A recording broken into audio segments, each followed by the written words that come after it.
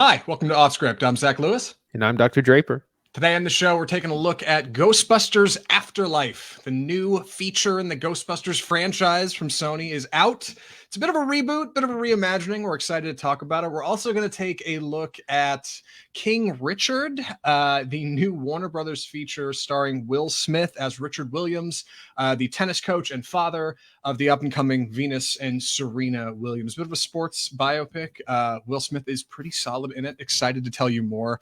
We're going to talk about Ridley Scott and some concerns he's had about the release of his recent film, The Last Duel, and why it hasn't been doing well in theaters. He's got some reasons. The Last Fool. Yeah, he did an interview with The Hollywood Reporter, and he's got some hot takes as to why his movie bombed. So we're going to get into that. Before we get to all of it, of course, we need to talk about the news. Our first story this week, Disney Plus Day is out. In fact, this happened last week, but we took the show off, so nobody, we didn't report on it. But here we are to report on it now. Disney Plus Day is here. Andy, what is Disney Plus Day? Well, Disney Plus Day was a day that Disney was supposed to announce a lot of new content for their streaming service, and which they did, and we'll get into specifics, but they announced a huge amount of content for the show, and this got so much buzz over the next few days that they've kind of created their own holiday. We're probably going to see this every year. A lot of some of the bigger announcements. I'm just going to try to go through some of these because there's so many. We got to see a little bit of the Obi-Wan Kenobi show, X-Men 97, which is going to be kind of picking up where the kind of classic X-Men 90s X-Men show cartoon picked off. First look at Moon Knight, She-Hulk, Miss Marvel, Agatha, House of Harkness, Spider-Man freshman year. Most of these are live action or animated. Echo, Marvel Zombies, Ironheart, Secret Invasion, I Am Groot, What If Season 2. I mean, it just goes on and on and on forever. So, I mean, they just announced a lot of stuff for Star Wars, Marvel, and some of their other properties. Yeah, they obviously had plenty of announcements regarding films in here. They had smaller stuff like Hocus Pocus 2, which actually I don't think is that small, but being a Disney Channel original movie sequel, not quite as large as you'd think. They also talked about films like Pinocchio, which is a new live action animated kind of meshed feature coming from Robert Zemeckis, starring Tom Hanks, which is going to be exciting. And I don't know the kid who's playing Pinocchio, but young lad, I assume. They talked a little bit about Get Back, the new Beatles feature coming from Peter Jackson, coming off of Lord of the Rings. A lot of really big stuff here.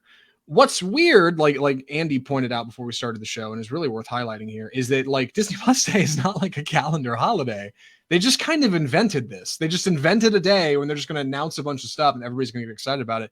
And while they didn't hit their like goals Wall Street had projected from them of gaining 10 million subscribers that week, they get 2.1 million subscribers to Disney Plus in 1 week, the week they announced Disney Plus. Like all this stuff, like that's bananas. They just generated 2 million subscribers out of announcing a ton of stuff. It's crazy. And no studio is operating like this, right? They're the only people doing this. Yeah, I mean they've had to be kind of innovative because they're trying to catch Netflix. And streaming services are all about those subscribers, and so they hit on some good strategies for it.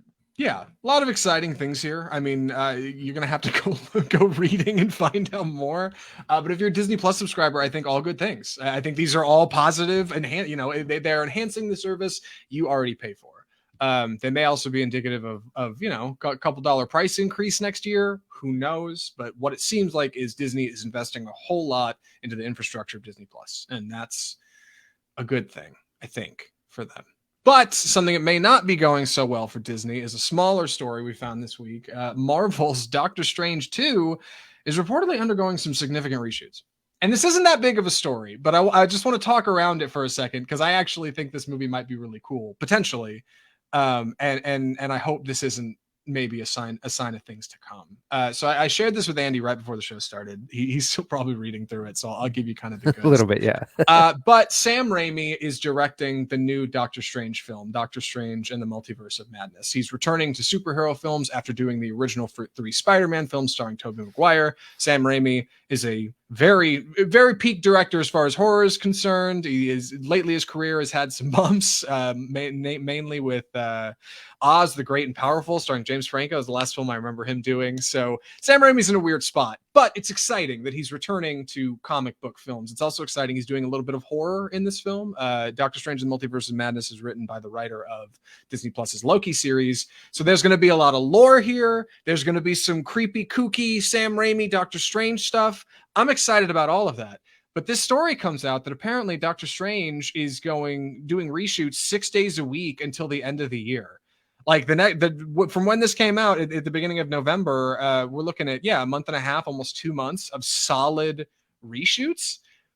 Apparently, some insiders have said that this isn't that bad, actually, that other Marvel films have had worse reshoot schedules. And Marvel films often have a lot of reshoots and a lot of post-production that they go back and redo and fix and tweak, even so insofar as like to set up other Easter eggs for additional Marvel properties in the future, right? They shoot end credit scenes late, that kind of stuff. But this is weird. And I guess I'm reporting this because I'm hopeful about this film, and like it bums me out that apparently it's having a lot of problems. Maybe there's too many cooks in the kitchen. But keep an eye out for Doctor Strange and the Multiverse of Madness. And remember when it comes out that apparently there was a pretty bumpy end of the road stage to get it to wherever it is when we see it. And that's a little bit about behind the scenes in the comic book movies. Andy, any thoughts? Sorry, I know I kind of sprung this on you. I mean, if usually when you hear about these kinds of reshoots, it's a pretty bad sign for a production. But Marvel is used to these. They kind of build it in that they're probably going to have to do reshoots. Yeah. It's very normal. And if there's anyone who could do reshoots and pull it off and not ruin the movie, it's probably Marvel. Yeah. And it's worth, one more thing worth mentioning before I move on with it. People have pointed out 6 days a week, shooting all day, 6 days a week for 6 weeks, right? Middle of November to end of December. That's like a whole other film. Like people film entire movies in that time. So I don't know. It's weird. It's just weird. So keep an eye on it when it comes out, and remind your friends when you're talking about this Doctor Strange 2 that you heard from your friends at Off Script what the score was. One more story before we move into our actual review of Ghostbusters Afterlife. Box office, Ghostbusters Afterlife is actually doing pretty well, which is a little bit of a surprise to me. Andy, you found this story. What do you know about it? Yeah, so Ghostbusters Afterlife was supposed to, or it was projected to come in at about 30 to 40 million, and it beat those odds at coming in at 44. So it's a hit. It's made 60 million globally, so it's doing okay overseas. Probably going to have some legs. It's definitely, it's a very positive open. I'm not sure what they're going to call a hit for this movie, but it's really good for Sony, who didn't have a good box office go with the 2016 reboot they attempted. No, I've been interested in the box office for this movie because I didn't think it was going to do that well. I've talked about it on the show before. If you've listened, probably. I'm a bit of an ardent Ghostbusters fan, and after the last attempt at rebooting Ghostbusters with a bunch of the SNL cast and Paul Feig, director of a lot of improv television stuff, that format didn't really work for it. And so this, obviously, it was much more narrative. This is directed by Jason Reitman, the son of Ivan Reitman, who directed the first two features. Ivan Reitman was involved in production along with Dan Aykroyd. This was much more of a return to form for what Ghostbusters was going to be, but still it's scary. They tried to reboot it. It didn't really work. This was something different. This was something new. It seems like it's working, though. I'm surprised by the audience numbers. It says 57% of audiences typically for this film were male. That means almost half of the audience going to see this is female. And that's a far cry from the original Ghostbusters. The original Ghostbusters is not a movie that I think women are typically going to enjoy. It's a bunch of crass dudes like sitting around being crass, being cynical and being scientists and busting ghosts or whatever. Like there's horny jokes in it. Like, so Sony's clearly got something here. Like they've clearly found something that kind of works. They've got a young cast, and depending on what happens in the film, we'll get into that in a minute. They might have some legs to continue doing more features. In the age of sequels, Andy, what do you think? They got to be greenlighting another one, right? This is absolutely the way that it's set up for. This is franchise starter, so we're probably going to hear an announcement within the month of the follow up, the sequel. Right? Yeah, like Warner Brothers and Dune. Like they're waiting, but it seems almost all but a certainty looking at numbers like this. The thing is, so this was supposed to come out, about a year and a half ago, and it was filmed, probably a year or two before that, these kids are all going to be so much older. That's true. And I know we're about to talk about the film and we don't really talk about spoilers on off script, so no worries about that if you're looking forward to seeing the movie. But there is a scene involving dates in the film, and one of them it mentions the date, the year that the film is supposed to be taking place, and they had to have changed it in post from 2020 to 2021. I was watching, I was like, this had to have been shifted. Like, yeah. It's an actual, like, technically a plot point in the film that they mention what year the events are happening, and suddenly it's 2021. It's like, nope, this is supposed to come out last year. Like, I think that would have been different, but whatever. The point is, good for Sony, like, and hopefully good for Ghostbusters. The direction they're going in could be good stuff. So let's get into it. I think that's probably the time, right? No better time than now. I'm going to be taking the summary on this one, so please excuse my clumsy delivery. The movie is Ghostbusters Afterlife. So Ghostbusters Afterlife is the story of a small, struggling family who's just been evicted from their apartment in the big city and has to move out to a ramshackle old shack out in Oklahoma that their grandfather used to own. Their grandfather was the crazy guy out in this small town out in the middle of nowhere. Nobody ever talked to him. He kept to himself. But he's got a mysterious connection to the Ghostbusters in New York in 1984. And he has something to do with these constant earthquakes and rumblings that are happening under this town out in the middle of nowhere, where there's no fault lines and there's not a whole lot going on. The family is played by Carrie Coon, Finn Wolfhard, her son, and McKenna Grace is her daughter. Paul Rudd also appears as a local seismologist who helps the kids at summer school and is here to figure out what those earthquakes are all about. And somehow we got to involve proton packs and jumpsuits and all the tenants of the Ghostbusters from New York, all the way out in Oklahoma in 2021. It's a tall order, but Jason Reitman, director of the film, is excited to do it. His father is Ivan Reitman, like I said in the news. He's obviously very tied to Ghostbusters. He was very excited to work with his dad on this project. So there's a lot of family involved in what's happening here. And ultimately, Ghostbusters Afterlife, I think, is meant to be a bit more of a reimagining and a reboot for what Ghostbusters originally was, whereas the previous 2016 feature was kind of just a reimagining in a totally different angle, right? It doesn't even take place. I don't think it takes place in the I don't remember if it takes place in the Ghostbusters universe or not, but this one does. It's a direct follow-up to the previous two films. The movie is Ghostbusters Afterlife. Andy, what'd you think? So I think this film has some nice ideas. I think it's also got a lot of things that don't particularly work. It's definitely heavy nostalgia bait. At one point, I was like, "This is the Force Awakens for Ghostbusters," The Ghostbusters Awaken. It's definitely has a lot of elements of things that are that are throwbacks to the original film. And what I'm a little confused at is that at the same time, it's introducing the film as if the audience has never seen a Ghostbuster before, doesn't know what a Ghostbuster is. There's all these really long sequences of like, oh, this is a ghost trap. What's a ghost trap? Oh, what's a proton pack? Who were the Ghostbusters? And it's like 2/3 of the film is slowly discovering what Ghostbusters are. And then the last third is just like, it's almost like assuming you've seen the first one because there's tons of references and things pulled directly out. So it's a little all over the place, but I think it's a decent reboot. The young girl, Phoebe, played by McKenna Grace, I think she's excellent. She's kind of the star, the main character. And they're setting up, 4 people in this film to be the new Ghostbusters moving forward. I think whatever film comes after this will probably be a lot better because everything's established and you can just go and bust ghosts. This spends so much time like discovering what the Ghostbusters were and are that, you don't see ghosts until like half the film. Yeah. So I think it has some real pacing issues. I was really slow and I felt really bored through a lot of it, but it does have some nice ideas. So I think those are all pretty valid critiques. Andy is not as much a Ghostbusters fan as I am. Like I really do adore those old films. And he's right. Like this movie has to walk a fine line, right? You have to bring Ghostbusters to a new audience, but also pay tribute to what came before. It's far too easy to overdo that nowadays. Force Awakens is a brilliant example, right? Force Awakens, in a way, had you never seen any of the previous Star Wars films, feels like a fresh new adventure. But if you've seen the previous ones, like it is hammering you with like, remember Tatooine, remember this, remember that. Like it's constant. And this film does unfortunately fall for some of those pitfalls, maybe too often. There are a lot of Ghostbusters tributes and throwbacks and callbacks.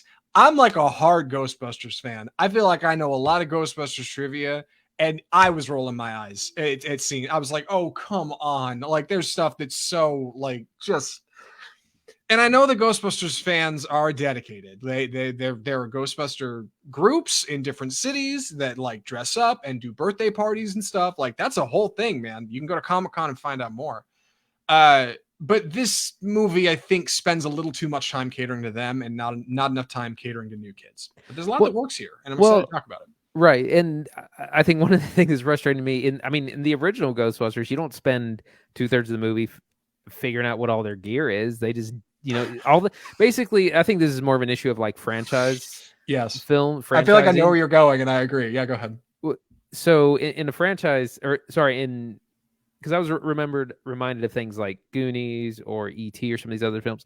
You got to get everything all your exposition in Act 1. You got to explain everything in Act 1. But now that you can do like 3, 4, 5 films of something, you might spend a whole film doing it. And that's what I feel this is doing. This entire 2 hours is like Act 1. Right. Of a franchise. And yes. That's what's frustrating. It has the problem it has the same problem that M. Night Shyamalan's Old has. Everybody sitting in the theater knows the beach makes you old. Why does it take 45 minutes for the characters on screen to find out the beach makes you old? This is the same problem. The first 35, 45, I mean, maybe 45 minutes of the film, they're like, what's a Ghostbuster? And everybody in the theater is like, we all know. We're sitting in the theater because we all know what Ghostbusters are. Like, so you're kind of it just feels like the film is dragging because it's racing to catch up with what everybody else sitting in that theater already knows. Obviously it was standing like kids or new people who are coming in, but it's marketed by Sony as, Ghostbusters Afterlife. It's very clearly supposed to be like a follow-up for fans, right? And it's very much dedicated that way. They know how 2016 went. They want it to be that. But man, like it's somehow the plot is not built that way. And I don't understand how in the very first Ghostbusters, again, you don't spend 45 minutes explaining what all the gear is and slowly going over it. Why do you feel you have to do that in this film? They just kind of like the lack of efficiency is just pretty stark. It's true. And unfortunately that's a little lopsided because by the end of the film, similar to I think original Ghostbusters, right? Like as the plot of each film, their gadgets get a little more complicated. And that happens here, right? Like by the end of the movie, we're not just working with like a proton pack. We have 4 proton packs, right? Like we kind of grow our technology as we fight larger ghosts. And it's lopsided because by the end of the movie, you're seeing like a ghost traps and stuff that's like nobody would know how this stuff works. If y'all don't understand at the beginning of the film what a proton pack is, how would you like it doesn't really equate, and that leads to some really logical fallacies and plot holes. Yeah, but let's try and talk about some of the positives. So like I said, McKenna Grace is really good, if not maybe a little overpowered as this. She's kind of the child genius of the group. I mean, they've basically replaced the old men Ghostbusters with younger versions of those kind of same characters. Like Phoebe is the brains of the group. Like Finn Wolfhard's going to be one person. Probably the Peter Venkman, like the Bachelor chasing a date kind of. That seems to be kind of his role. We meet a charming. This was pretty funny actually. A charming new character named Podcast, who walked around with a microphone and headphones and is constantly interviewing people and is a shameless shadow of art of myself. Podcast is played by this young actor who I don't know, and he reads like he'd be the most obnoxious character in the world, and that kid is so charming it kind of comes around and you're like, he's not such a bad kid. Like an interesting character for sure. Kind of works, honestly. But he definitely, there's a bunch of podcast jokes and kind of hurt a little bit, hit a little bit too close to home. They're elbowing the fans in the ribs with that guy. They're like, podcasts for nerds, right? Like people who watch Ghostbusters. So he's good. Paul Rudd is, charming Paul Rudd. I feel the character of the mother, Carrie Coon, is it's weirdly dark because they're like being evicted. she can't like feed the kid. She's kind of a neglectful mom, and she's like an alcoholic. So And yeah. it's like kind of played for laughs. And I was like, why did we write her like such a terrible mom? So I think I have a little bit of insight here. Part of the original Ghostbusters, a big part of its humor was like this really dry, cynical wit and sarcasm. Like these guys are constantly throwing jabs at one another. They're sarcastic all the time. Like Ray and Egon, for the most part, take each other seriously, but Venkman is constantly throwing one-liners and goofy jabs at characters, and everybody kind of takes it. That's hard to replicate. It's a bit of a lightning in the bottle situation, and that came from the time, right? It was the 80s, and the SNL cast was all on cocaine, and Bill Murray was a mess on set, and like, you know, it's just it kind of formed organically. So I think to try to capture some of that tone and energy again in this film, the family our struggling family is a bit jaded, and they're a bit cynical, and they're kind of sarcastic to one another. Like Finn Wolfhard's 15-year-old character, you know, he talks back to his mom, and she talks back to him. And yeah, she kind of comes off as this like a little mean, like bit of an alcoholic mom. And I think that's a swing at capturing a bit of like the Bill Murray devil may care energy a little. Like that was the vibe I was getting, at least. I was like, I think script wise, that's the whole her character is supposed to be filling, because she's not very positive. But like she seems sincere and like ultimately seems to want to do the right thing. But yeah, she's kind of just like blows stuff off, doesn't take anything real seriously. Like, and then ultimately she's got to, I mean, it's really just an excuse. Like this broken family is just an excuse to get out to Oklahoma. Right. And scripting them as a little cynical, like gives you some opportunities for comedy, which are decent. There's some decent lines in this movie. There's kind of some funny laughs.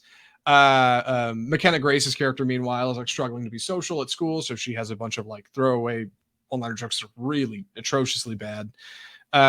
Ultimately, the comedy kind of works, right? Like it's not going to be sarcastic Ghostbusters like it needed to be. It's a little new. It's a little fresh. I don't mind it. The action, meanwhile, is a little different. It's a bit more cinematic than I remember Ghostbusters being. Lots of sweeping camera angles that Jason Reitman's bringing in, you know, from his experience directing. Andy, any thoughts on firing proton packs? I mean, yeah, I was going to say the effects are top notch. Like you can tell that a lot of the budget went to effects but when we start getting, you know, getting the proton packs out, getting some ghosts going, chases like that, those effects are actually done really well, and it really ramps up into the third act of the film.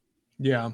I a lot of it's goofy, and some of the newer effects are a little more blown up than I think they need to be. It's like you ran a proton pack through like the Yassify filter. Like, yeah, like it's just a little too rosy. I remember those things being pretty clunky, right? They're unlicensed nuclear accelerators, but top notch and lots of fun. Ultimately, like as an old fan, like I genuinely get a thrill out of watching like an old dusty Ecto-1 tear it up through a cornfield. For some reason, I don't know why, that's rad to me, but like there's something about it that is just cool to see.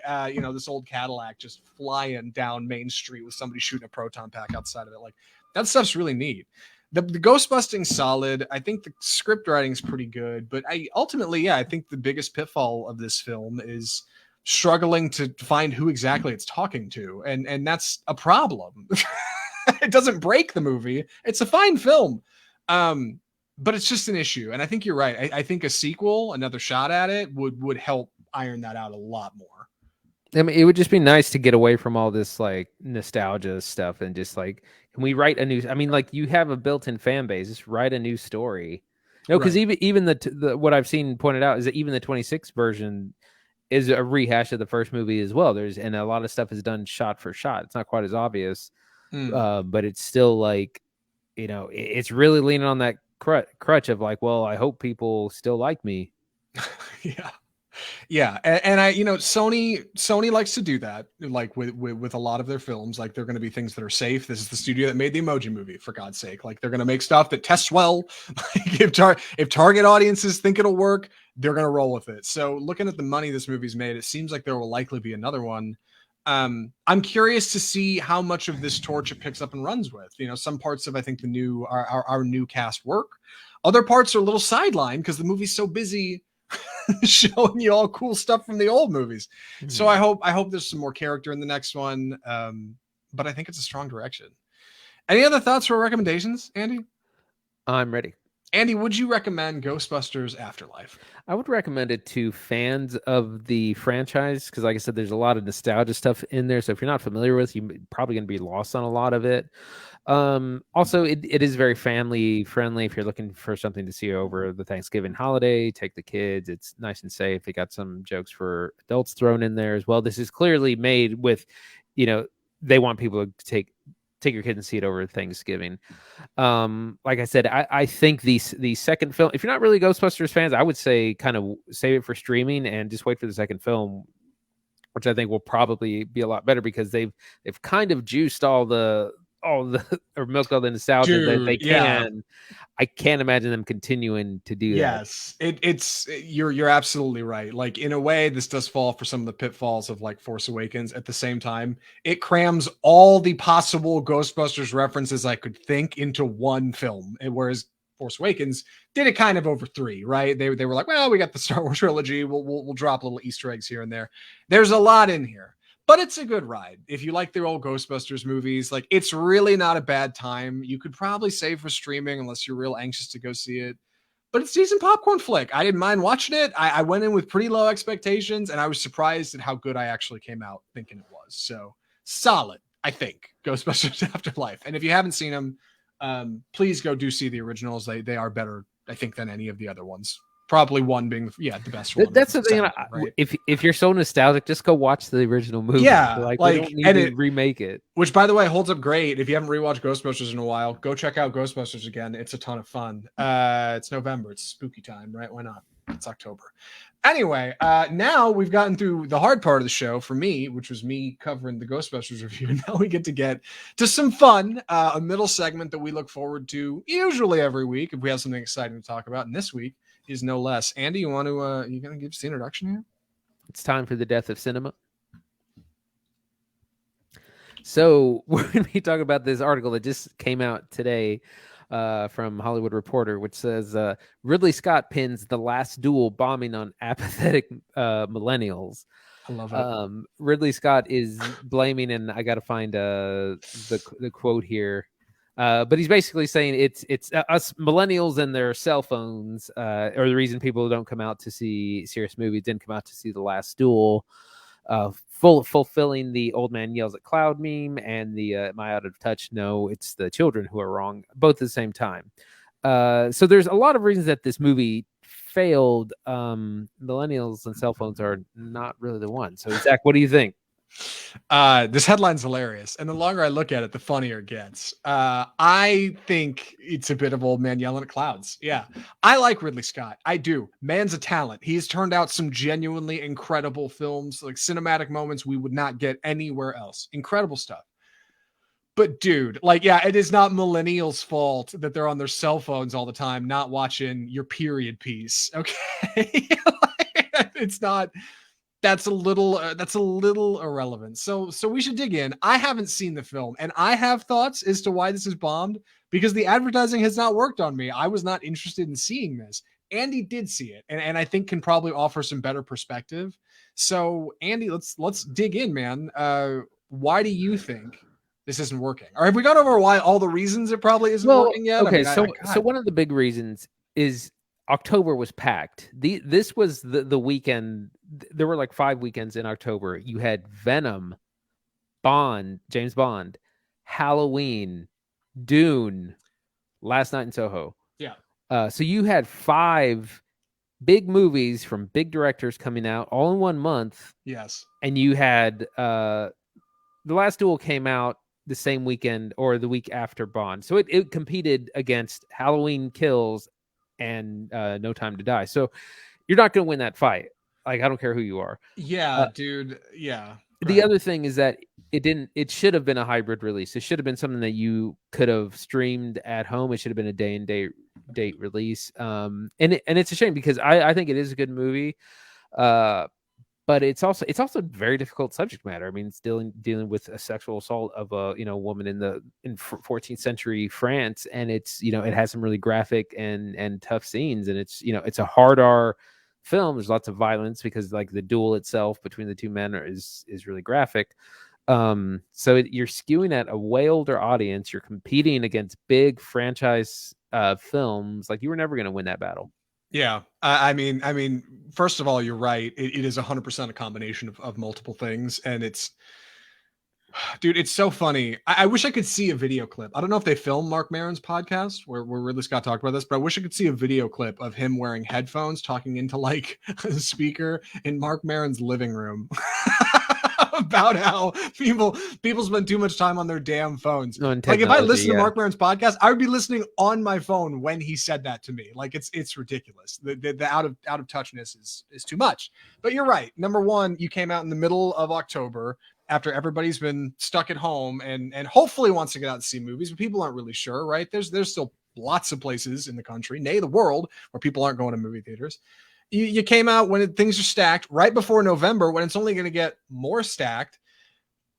Yeah, and you're in a unique place now where day and date has forced people to choose between watching something at home or going and paying the price of admission to see it at a theater. If people are going to go see a movie, they're going to go see Avengers. They're going to go see something big. They're going to go see Spider-Man.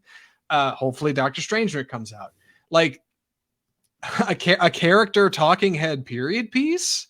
And I know there's more to it. I know there's more to it in The Last Duel. But they can't show that because then that would give away things in the trailer. They can only show so much combat. For the most part, it's going to be drama and it's going to be, dramatic moments. And the trailer does a good job of showing that. But ultimately, it just felt a little milquetoast. I was like, I just feel like, Ridley Scott's got another film coming out this year, House of Gucci. I'll probably go see that instead. That looks more interesting than this film. And like, I know he's frustrated because I hear this movie is awesome and I still haven't seen it, but I've heard nothing but good things about Ridley Scott's The Last Duel. But it's also like total self-report, blaming it on millennials. Like, I mean, it's also, so it came out at a bad time, way too much competition, and probably would have done better a month before in September or maybe sometime in the spring. It would have been, in my opinion, a good January release because you usually get really bad movies in January. So this would have been a perfect time to like scoop up everything. But I mean, I think they wanted to compete for awards and things as well. The other problem is that it ignores the ever-changing landscape of cinema and streaming. And streaming has made theater going a much more prestigious thing. Like if I'm only going, or a lot of people have the thinking they're only going out if it's a big tentpole, if it's Marvel, if it's Star Wars, or if it's something like Dune, just these big, really big movies, James Bond, No Time to Die. Like, unless it's something like that, most people are like, I'm just going to watch it at home. And, it's a great film. It's a good film, but it's not competing on that level. Yeah. And that's a bummer. Like it's a bummer. Like I know Ridley Scott says here, he's the kind of director who doesn't have one regret on any movie he's ever made. Nothing. He learned very early on to be his own critic. Whatever. He rambled for a while about it, but it's frustrating. It's frustrating that he feels this way because I think he's somebody who's got a real voice. I think he's somebody who, a little like Steven Spielberg talking about streaming services being a waste of people's time. He's somebody who could be teaching new generations of filmmakers. Like he's somebody who can continue like to pull this medium forward and do really great things. Obviously he can do that at the box office, but like he could also change hearts and minds and like tell people, hey, come see my movie or whatever. Maybe shift his view a little bit on why this happened. And also, dude, Ridley Scott, I think at least for some features, Ridley Scott needs to lean in the idea of day and date streaming. Come on. Like, I don't know about House of Gucci, but Last Duel, I think would have done better. I think it would have done better. If had it been on something like HBO Max, I would have watched it. Like, I would have been able to recommend this to more people. Like, that stuff has value. That is cultural value. They should have sold it to Netflix, or they definitely should have sold it to a service. The other thing is just the pandemic has proven that kind of these dramas aimed at older audiences are just much harder. They're a harder sell than they were 10 years ago, 20 years ago. People just don't come out for them. They don't have to. They'll just, I'll wait. Right. And I'm really looking forward to House of Gucci too, but I don't really know how that movie's going to do. Again, it's another complicated adult drama, rated R. Everybody's doing accents. Yeah, like who knows? Yeah, it might work. And that actually comes out tomorrow over Thanksgiving weekend. And again, you're competing now between Ghostbusters and Kanto, the new Disney movie. So it's like, good luck. I mean, I hope people see it. I'm gonna go see it, but it may also bomb. Yeah, Like I think The Last Duel's in a fine place. You know, I don't. I think Ridley Scott's going to get over it. He's got another feature coming out right after this one. You know, I'm glad people like Marin are asking him what's what. You know, what do you think about this? That stuff's important. But man, I'm bummed whenever I hear about like a legacy director, somebody who's a real auteur, saying stuff that just feels out of touch. Yeah, no, that's I exactly get what being it is. sore. I get being sore about your movie going wrong, dude. But like, oh, it hurts to hear. It really does. Anyway, we should probably move on to our final film of the evening. Andy's gonna be taking the summary on this one. Any other hold on? Any other thoughts on Ridley Scott? I feel like I cut you off. No, other than, you know, you gotta, like any business, you gotta adjust to changing trends, and the pandemic has accelerated what was probably already coming in day and date streaming, or just like closures of windows. You know, it's like, what is it? Last Night in Soho is already available to rent because it was a bomb. Yeah. And I'm not sure if The Last Duel took that route either, but you just gotta, like I said, they should have sold it to a streaming service, and more people would have seen it. Yeah. Sorry, but that's how it. Right. And like ultimately I think there's a case to be made that in cases like this, for films that are unique like this, that don't have great box office projection, there's more cultural value in getting more eyes on your feature than there is trying to prove something by putting it out in theaters and then complaining when it doesn't work out.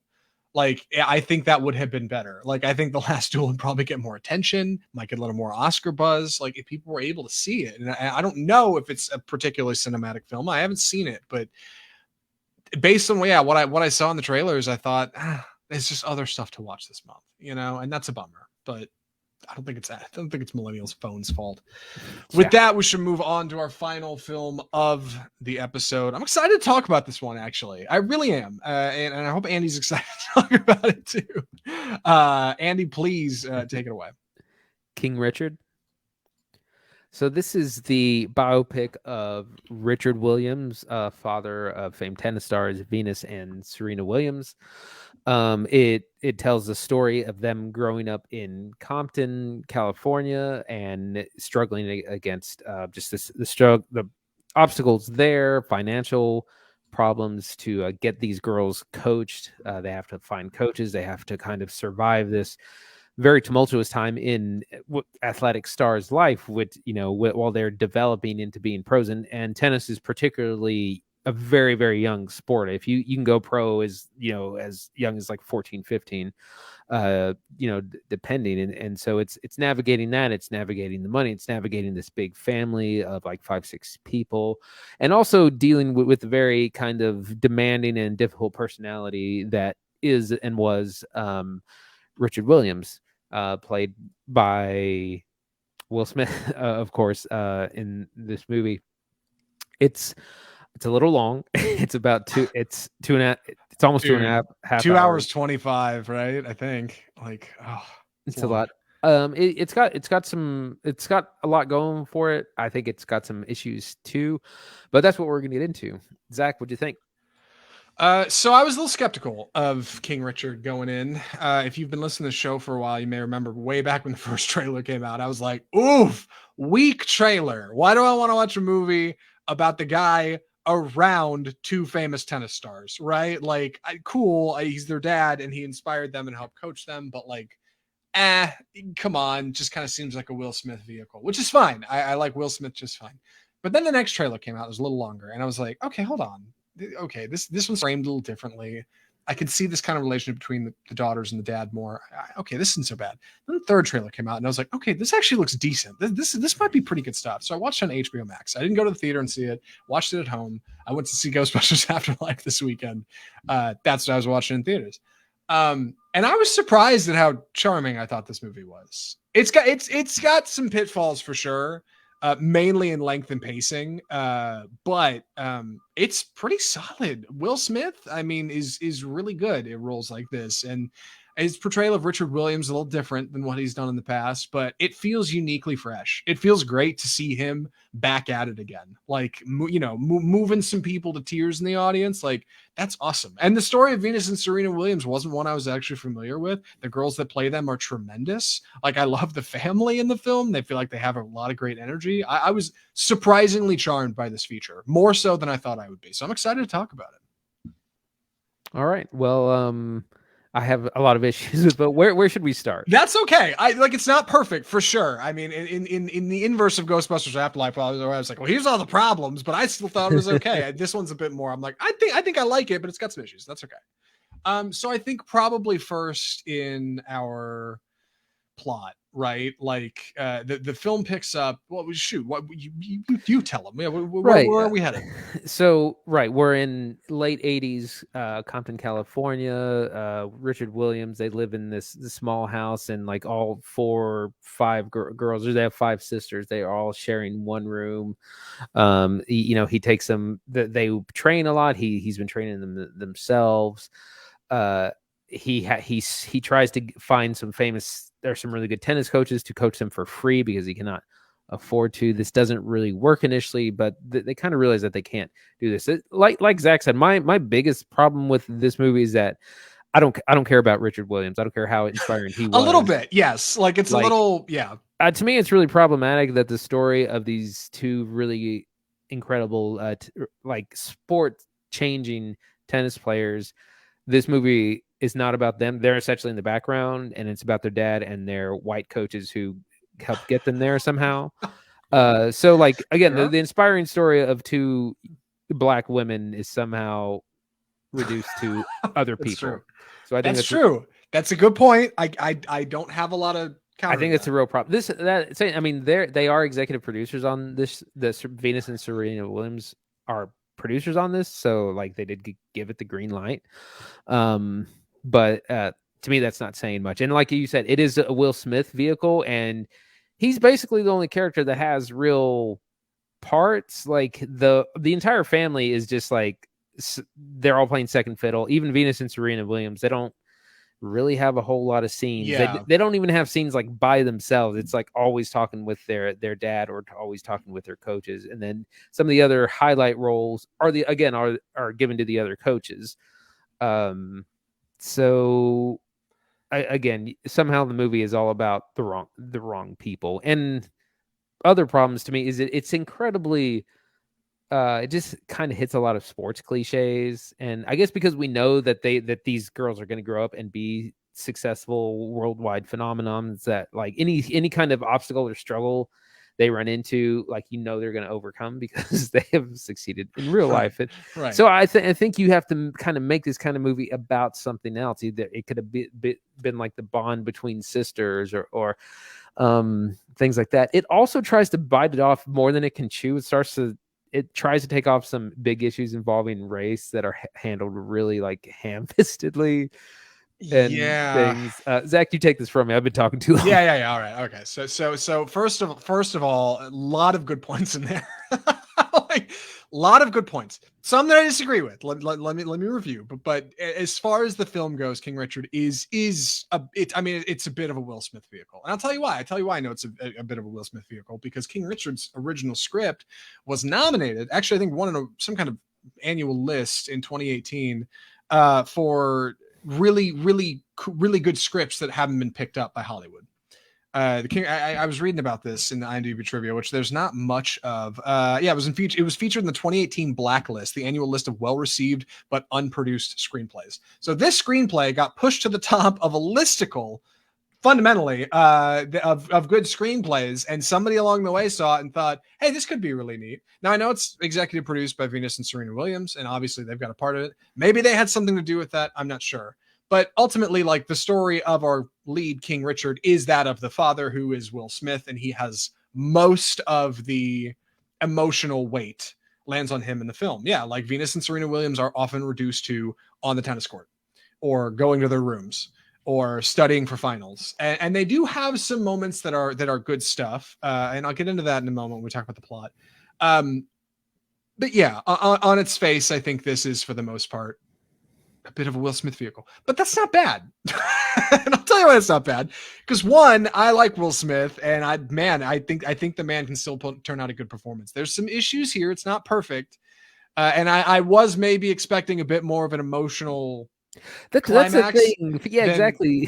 For an Oscar bait film, it's missing like the Oscar level drama. Yes, with Oscar level length, mind you. 2 hours 25 minutes is nothing to scoff at. 2 hours 24 according to IMDb. It's like 5 acts. Yes, like, so I kept thinking this was all gonna build to something like a crescendo, man, that like tears you apart in your seat, and Will Smith's gonna cry, and like 10 other people are gonna cry, and you're gonna fall apart. Like, I kept waiting for that, and I may have over expected that a little bit, because something comes in this film. That there is a moment that kind of washes over the characters and us in the audience that I think is really valid and really important. I think the love that this family portrays for one another is good.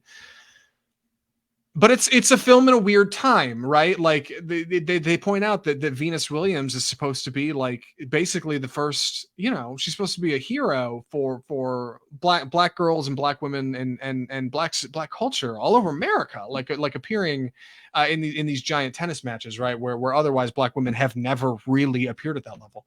At least according to the film. I don't actually know tennis history. I'm going off what I was told, but it's frustrating that like you take that and you make the film about somebody who is so obviously in the shadow of that. And what's I think the story King Richard is trying to tell is about the man who was the spotlight for these girls until they outgrew him. And that's a big part of the plot.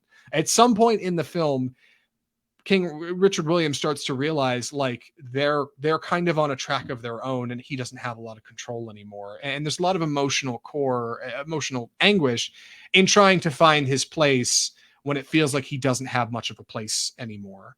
But you can't help watch that and not think like this should be about the real champion. I'm pretty sure. I'm pretty sure it's weird. It's weird. It's a weird relationship. I'm pretty sure this movie doesn't pass the Bechdel test, which is pretty bad. Consider that's the funny thing. There are actually a lot of women in the film. They just don't ever talk to each other. Like I said, there's the 5 sisters and his wife. And the sisters are almost always corroborated with another, but it's not like scripted. It's you just see them in the background. They don't have a scenes just with themselves. No, not really. So like, yeah. The other issue is like it's a sports movie and it doesn't really bring you into the sport, and that's the thing. It's almost like a good documentary will get you interested in whatever the subject matter is, and I feel like a good sports movie will kind of do that too, make you care, make you understand something. I feel like the sport of tennis is very, very. I don't think there's ever a scene where they actually explain the rules of tennis. It's just assumed that the characters are hitting it back and forth, and then when one gets a penalty, they look frustrated, and the other one looks pleased. Yeah, like they have simplified the sport right. They just kind of visually portray it. Yeah, they don't give you the rules. Yeah, well, not just rules. I mean, even just like explaining different kind of shots or explaining just like what you have to do as an athlete. I was reminded of $1 Million Baby, which really gets into like into the weeds of what makes a good boxer, what good boxing is, and like how you train and all that. And like they didn't get into any of that. It's so surface level that it's just not interesting. Okay, maybe some of those things are true, but like I said, I really felt like the emotional anguish of a father who has worked his whole life to build up his daughters and kind of suddenly starting to find that like, oh, like I'm in their shadow and there's not a lot I can do about that. And I have to learn to accept that and like let them go out and kind of be themselves. And they have to learn to respond to that and engage with him that way too. They have to learn that they have a say, and like that stuff's really cool. But I wish, with the runtime, we'd spend a little more time, behind the eyes of Venus and Serena Williams instead of keeping them like just kind of out of focus often. And I think movies like this are important because it's important to try different things in the medium. And this one's definitely doing something different, but I could see why you feel like it's just a miss. Like it just does not quite get where it needs to be going and ultimately lacks real weight because of that. Those do seem like valid critiques from what you're talking about. Right. So yeah, let's talk about our cast. I think this film is very well acted. Will Smith is our Richard Williams. His wife is played by Anjanou Ellis as Orsine Williams. We got a couple of, as Andy. Did you say white savior coaches? I'm not sure I caught. I think you. No, What? I just said that. Yeah, their coaches are white. Gotcha. Okay. Well, excuse me. I thought that's a bit of the anyway. We've got two coaches who are experienced in the sport of tennis, played by Tony Goldwyn and John Bernthal, who are both good. John Bernthal actually is really good in this movie. He's doing an accent, and it's another example of a movie John Bernthal's good in that he probably won't get any more casting for. But you know, and then we've got our girls, Sanaya Sidney and Demi Singleton as Venus and Serena Williams, respectively. They're a lot of fun. They do, like Andy said, they kind of don't get the limelight I think their characters deserve. I think that's intentional, like with what the film's trying to do here, but it does feel like a misguided, I should say. Yeah, well, and at one point we lose one of the Williams sisters because it basically focuses on Venus, Yes. Venus, who's the older one and who is going to turn pro first. And we do get this thing where like there are some good lines in this where Richard Williams says to Venus, says, "You are going to be number one," and he says to his sister, "But you're going to be one of the best that ever was." You know, and like that's an inspiring thing. So we're not missing this girl, but she basically is out of the picture. The other sister is out of the picture for like the last half of the film. Yeah. So it's like you started with the sisters, and now you in the film with one, and it's just like I said, I know it's about the father, but I just don't understand why you would make this movie at all. Yeah. It's like I said, it's weird, and I think it probably got made because it came at the top of a list. Will Smith doesn't have an Oscar yet. Will Smith needs a hit, and I think he does, and I think there's a little bit of mutual emotion that comes through the screen. King Richard's, Richard Williams feels like he needs a win in a weird way. It feels like we've seen Will Smith getting a long time since we've seen him getting a big win, like. So you get a bit of mutual respect, a la what Michael Keaton and Birdman, right? I think it's not bad. I kind of liked it. You're right. You make a lot of good critiques, but there's something here. There's something at the heart of this film that tugged on a couple strings for me. Like, and it's hard to land on what exactly it is, but. I think I like the idea of what this movie's supposed to be. It's just an execution. It's just a bit it's just a bit not there. This feels like this is an Oscar movie for people who don't really watch Oscar movies. It's like the member of the Academy who's going to watch it because Will Smith is in it, but isn't going to watch like Lamb or The Green Knight. Like they're going to watch the big names, and it's going to hit a lot of the beats. And I'm sure he'll be nominated. I hope so. I really think he's good in this. I think everybody's good in this movie. Like for a plot that might be a little misaligned, I think the actors on screen are doing a good job. Like they're working hard, and like it shows. It's an important story, and ultimately, I think they bring the weight and gravitas to that. Like when we start to get to this idea that Venus Williams is going to be not just like a child tennis star or the best tennis star in the world. She's about to be a hero to literally billions of people. Like that's a big deal. And like, I think the movie really tries to put weight on it. It does kind of miss, but it's a stab at something. And I think it's admirable for that. So Andy, any other thoughts for recommendations? I think I'm ready. Andy, would you recommend King Richard? I would say save it for streaming, which it's available right now for streaming. There are some good things about it. Like it is supposed to be an uplifting, kind of saccharine, inspirational sports movies. It kind of is, like I said, the fact that we already know that they're very successful kind of takes any kind of gravitas out of it. They're going to overcome any obstacle. There's some kind of weird poorly handled things when they tried to take on race or some other. There's this whole like kind of gang thing going on in Compton that they introduce and never really goes anywhere. But Will Smith is really good. I mean, he's definitely the star of this movie, and he's given a really unique performance. And if you're a tennis fan, you'll probably enjoy. I do play tennis. It wasn't exactly for me, but.